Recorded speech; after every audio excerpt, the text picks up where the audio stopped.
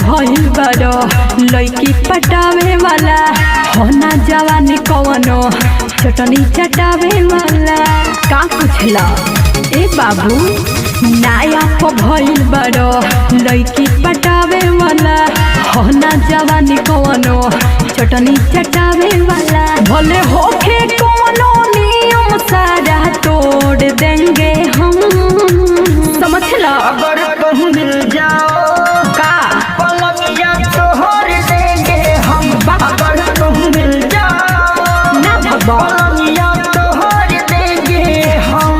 चुप रहा।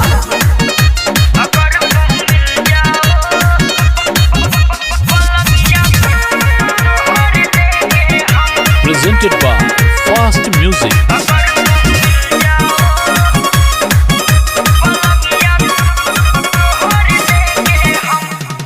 तो हर पागल पंती रोजाना बढ़ता नैना से नैना लहरता तो घायल करता। तो हर पागल पंती रोजाना बढ़ता नैना से नैना लड़ता तो घायल करता। तोहर पायल कहता हाँ घायल करता। हाँ घायल करता। नदिया के जैसे बहुत रुख मोड़ देंगे हम। अगर तुम मिल जाओ का करबो पलंगिया तोड़ देंगे हम। अगर तुम मिल जाओ सही में पलंगिया तोड़ देंगे हम। तो देखते बानी।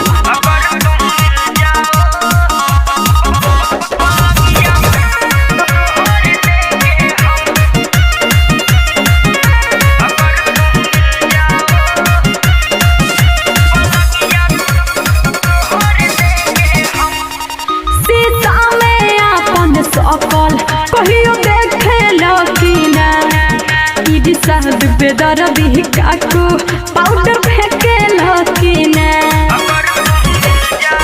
शीशा में कहियो सकल अपन देखे लकीना इडी साहब बेदर्दी काकू पाउडर फेंके लकीना। हाँ पाउडर फेंकीले हम पाउडर फेंकीले। हाँ पाउडर फेंकीले। ऐसे घूर घूर के देखबा लोला फोड़ देंगे हम। फोड़ दे अगर तुम मिल जाओ पलंगिया तोड़ देंगे हम। अगर तुम मिल जाओ पलंगिया तोड़ देंगे हम। नाया भइल बड़ो लइकी पटावे वाला हो ना जवानी कवनो चटनी चटा